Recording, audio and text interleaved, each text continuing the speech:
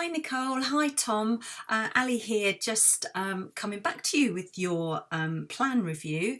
So thank you for this extra photograph and the annotated plan. That was brilliant, much clearer, and I can totally see what you're doing and where you're coming from, and it all makes good sense to me. So I think I'll just go straight into sort of where I think I can sort of help and add a little bit of design advice. You've done pretty well, and I can totally understand sort of, sort of where you were coming from and what you were trying to achieve. I think having seen the photo, and I can see obviously more the back of your house and this lovely big glass window looking out. One of the first things that struck me was how sort of integral this garage building is and how much it's going to be part of your sort of view out, which is great.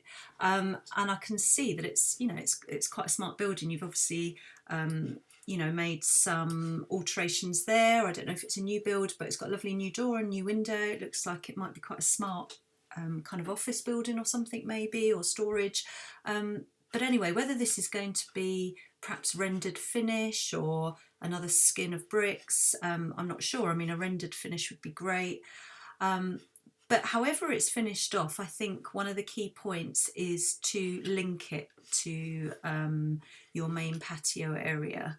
Obviously, you've got a sort of awkward shape going on, and when you look at your plan, you can sort of see the awkward angles where the garden tapers and sort of comes in and sort of widens at the bottom, and you've got this sort of angle going off and the garage is going off at the angle. That leaves you with obviously quite an awkward sort of little triangular shape, and some sort of some sort of awkward lines going on here. So one of the first things I wanted to concentrate on was how I could possibly help you improve this area, because it's a really key view, and it's what you're going to be looking straight out onto. So I think it's important to try and link the patio and the garage and make this one coherent space.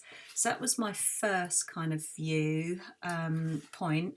The other thing I think I tried to mention before was that this is a very long, narrow path. And I can see that you've already, started on the construction there and the hardcore's in and the edging.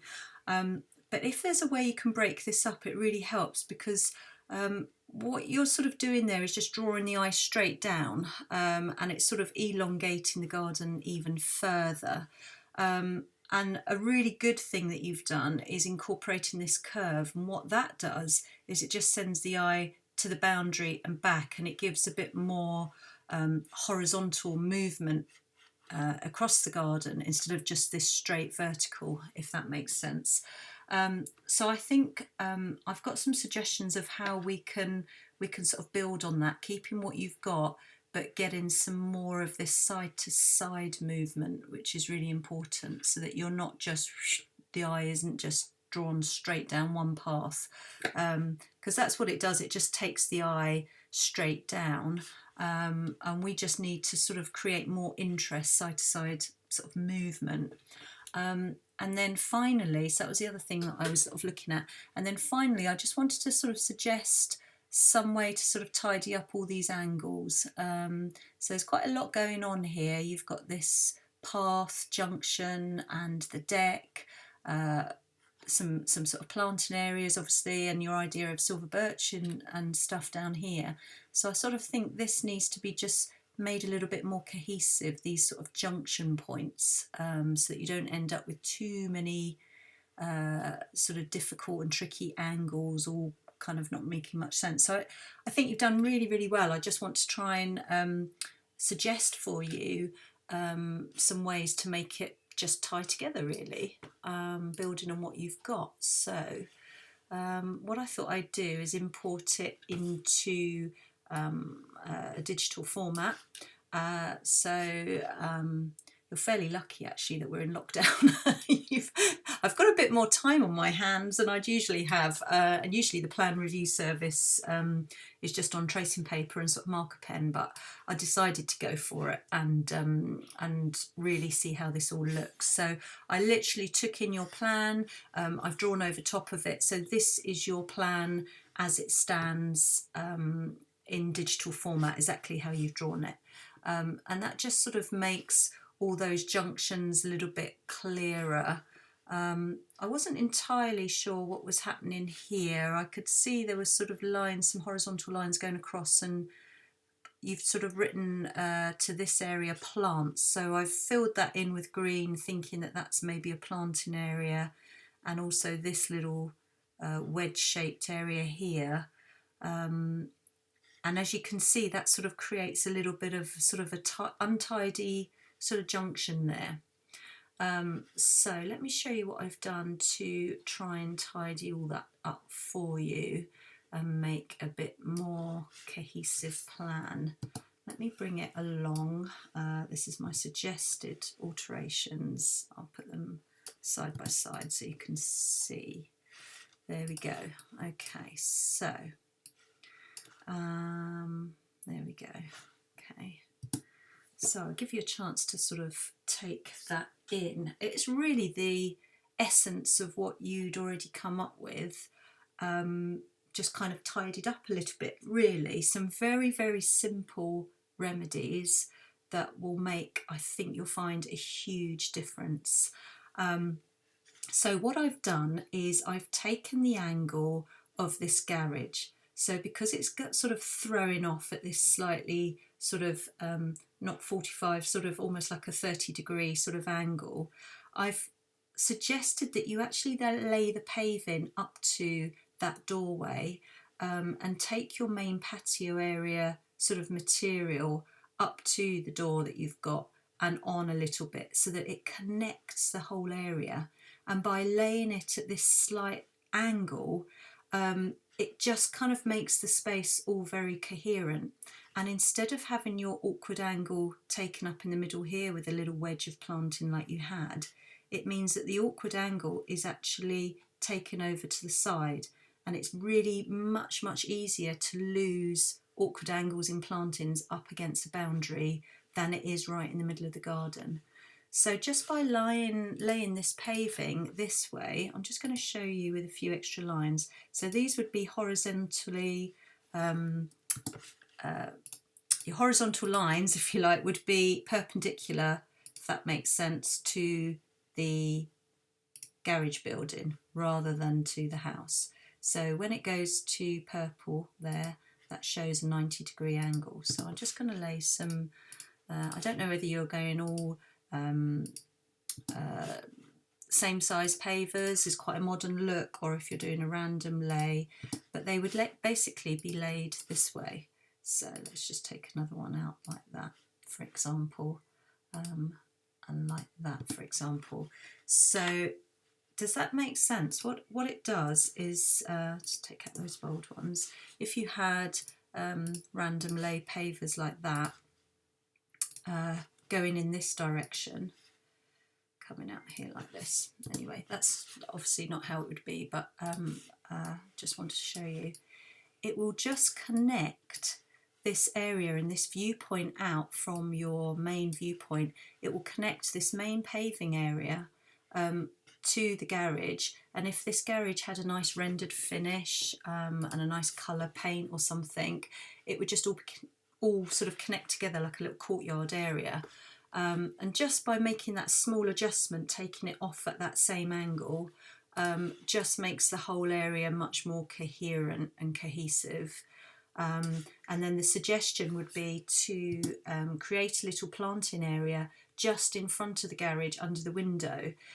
So that's your north facing wall.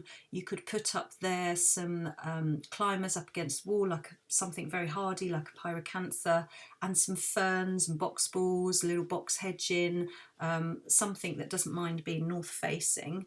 And then the whole area will just feel like, you know, a more cosy and sort of cohesive space, if that makes sense. So I've drawn in a funny patio shape there, but I think you get the gist. Hopefully that makes sense. Like I say, you could have this all one sort of size paving repeated, or you can have random paving. And that solves the problem of connecting these sort of two areas so that you haven't got disjointed elements. It takes them all together. And then I think your big sweeping curve here does a really good job, like I said, of drawing the eye around to the boundaries and across. So I would just make more of that. Take that curve as a proper sort of curved semicircle into the corner. Then that makes sense. You've got a connection point, a start and an end point. And there's no reason why it can't be a widened path. I quite like doing this, that you start with a wider path and you draw into a narrower pathway. It's a little kind of optical illusion and it works really well. So again, if we just tilt down and sort of imagine what it might have viewed like.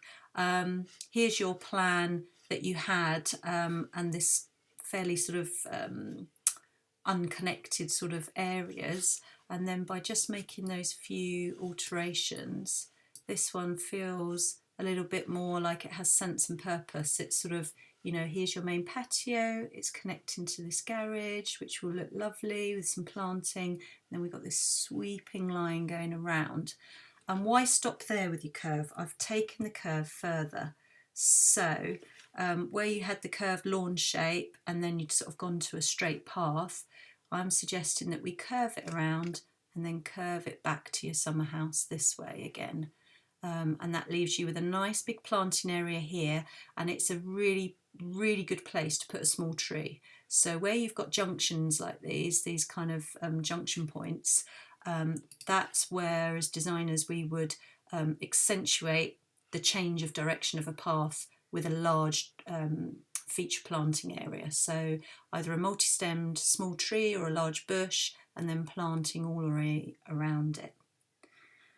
So that brings me on to my next bit of tidying up this corner. So this is how we had it before, a bit of planting by the summer house, the deck area and the straight path. And this is where the curves come back into play.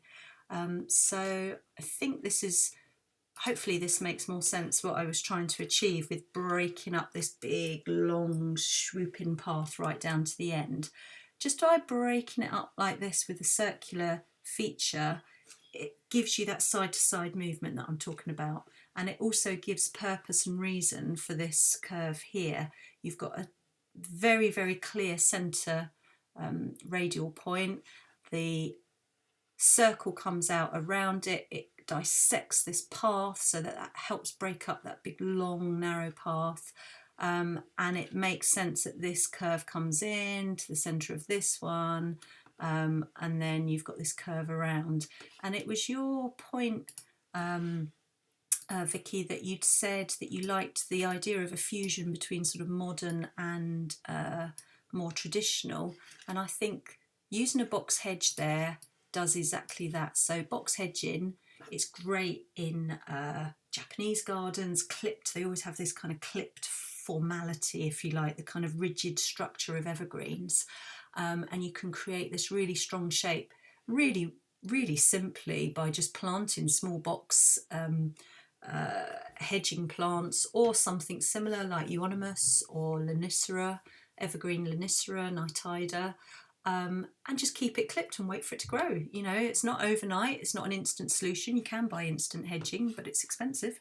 But by all means, just pop it in and clip it, and it gives you that formal structure. It's quite modern, and then inside that you go mad with your really sort of country cottage billowing perennials, beautiful colour, and sort of seasonal planting. So that kind of gives you the best of both worlds, and hopefully you can see how that sort of dissecting line helps break up the pathway and it links one curve to another. So I hope that makes sense. I've gone one step further for you. Like I say, lucky lockdown, lucky lockdown. And I wanted to show you really what I mean. So you're really getting sort of full value for money. Now I've gone to a 3D model for you and just popped in some suggestions of sort of planting, but I just wanted you to sort of see the effect of this kind of change and tweak. So there you go, that's how your garden could look. How lovely and spectacular would that be? So you've got this lovely big view and glass window at the back. Actually, let's take you down inside your house so you can see your new view. Boom, there you go. How about that? If you can create that. Let me just take this little box away and this little box away. Okay. So there you have it. That's how the garage could link. It's got a beautiful planting area in front of it. I'm going to talk about these post pillars in a minute. The path doesn't seem quite so long and never ending. It's broken up by this beautiful clipped hedge. The pathway to here, the curve, is a much more formalised curve, and it's not closed off. The sort of opening to the path is nice and wide, gives you much more open access through this big picture window. And then the suggestion I would make for your planting is, this is obviously full sun south facing, so you can go quite full with sort of Mediterranean style planting, a mix of grasses, some things like Choisia tenata I've put in there, tall grasses, flowering plants like salvias and lavenders would be fine. And then, as I think I mentioned, a sort of feature tree in this apex point with underplanting, something that would give you dappled shade, not a big heavy leaf, but something like your silver birch or a beautiful cherry or amelanchier, something like that. And then in this area around your little chill out zone at the bottom, you've got your lovely deck, clipped hedge, which obviously it would take a few years to look this neat and tidy and clipped, but then all this lovely billowing kind of cottage garden style in the middle. And it's always nice either side of clipped hedge and a pathway to have a kind of matching pair. So two smaller trees in there, or multi-stemmed trees, you know, like a large bush, or a large shrub or a multi-stem tree, or something. You might want to go something quite formal and clipped, like a sort of, you know, clipped round shape, like a lollipop type tree. I actually prefer something more sort of structural and sort of loose, but I mean, that would just be spectacular. It gives you that little bit of privacy down the end and sort of gives you some kind of screening so that the whole garden isn't just viewed on a wanna. There's a little bit of surprise and intrigue. So that's how it could all look. With this, I did go one step further, but I know you've already started laying for some foundations. But there's one thing just putting in the circular shape with the hedging round. But if you could enlarge it so that you've got a small circular area of paving, that the paving is expanded slightly so that it's not just a straight path going to a straight deck.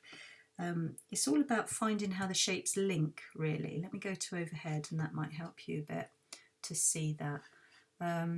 Yeah, it just kind of softens and helps this kind of jarring. It prevents the kind of jarring of shapes when they come together if you can sort of soften it and echo the shape of the hedge with a little cut-out circle there. It's also given you a nice area in front of your deck. You might want to make that another planting area. I wasn't sure. On the plan it seemed to be another area of hard standing. I wasn't sure how far you wanted to take this. And then a kind of summer house or a summer house come shed structure in the corner. Obviously you need access all round that with a bit of hard paving, but it all links nicely together. I think I had made the deck slightly bigger than drawn on your plan because I was just worried when I imported furniture onto it. I wasn't sure that something would fit. So at the moment, I don't know how this works out with your dimensions.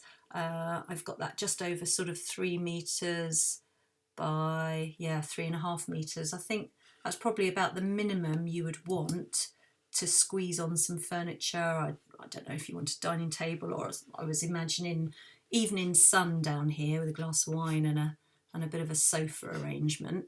But yeah, again, I wasn't sure as if this was a step-up deck or level with the paving. If it's level with paving, and this is all one level, of course that doesn't matter, because these little stalls can come out and you can fit on more furniture. So it really depends how you want to use that space up there. Just make sure you've got enough that you can draw a chair back. You might want some beds up there if it's a sunny spot. And there's your view back down. Now finally the pergola. Yeah, I nearly forgot. Right, so you mentioned you'd quite like the idea of having plants overhead. Lighting stringing across.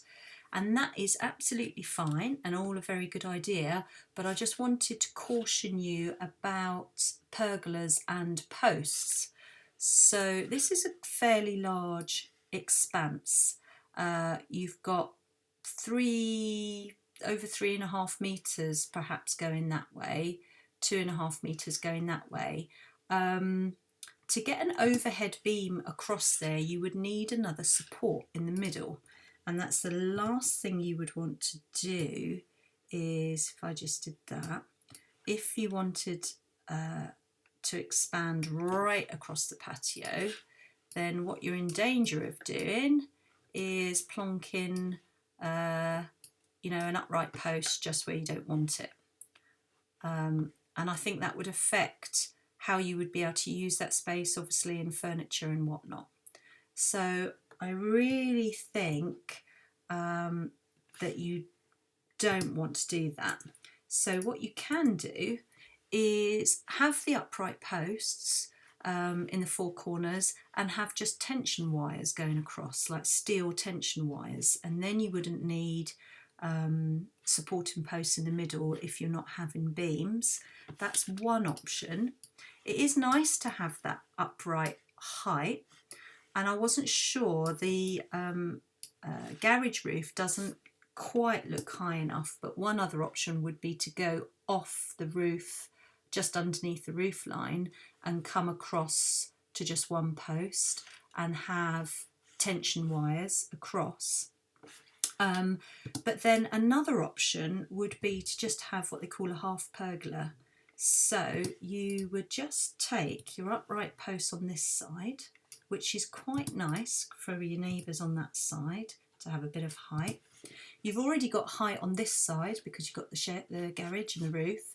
And to literally have a kind of half pergola, you would have another beam going across and half pergola posts going across this way, so that you've got a kind of structure and height at a wall, and you could even cut out and have climbers growing up for height and privacy, and you can have your string lights going across there. You could even have just, one pergola, half pergola on that side of the patio, maybe just one post on this side. I'm not sure. So you can sort of see it becomes all about your viewpoints and where you have uprights. And I think a 3D model really helps you kind of visualise that. So you could see, that could work and it still frames the view nicely. But you just have to be very, very careful about having a post in the middle.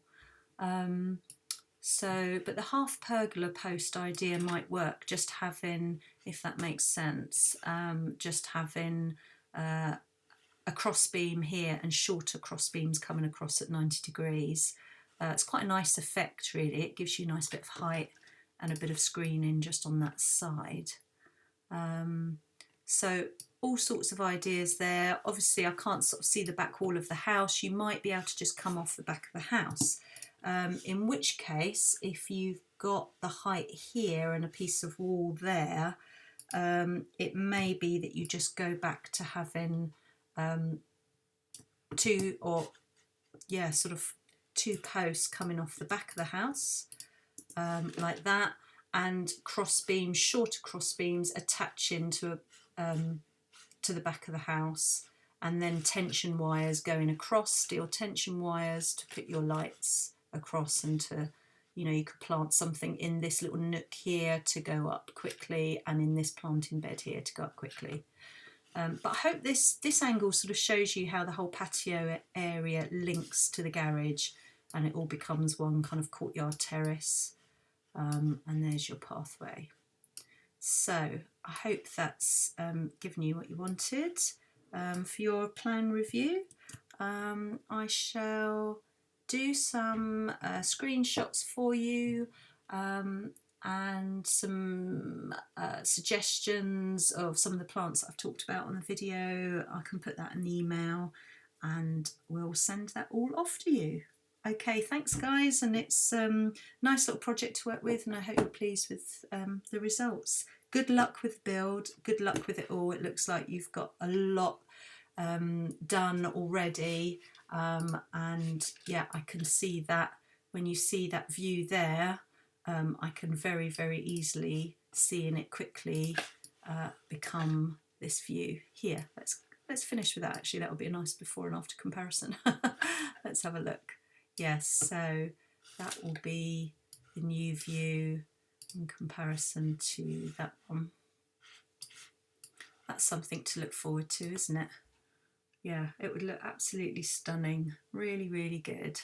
And you've got lots of growing space and lots of chill out space, and I'm actually very envious. It's a lovely garden. So good luck guys, and thanks for getting in touch. All the best. Bye.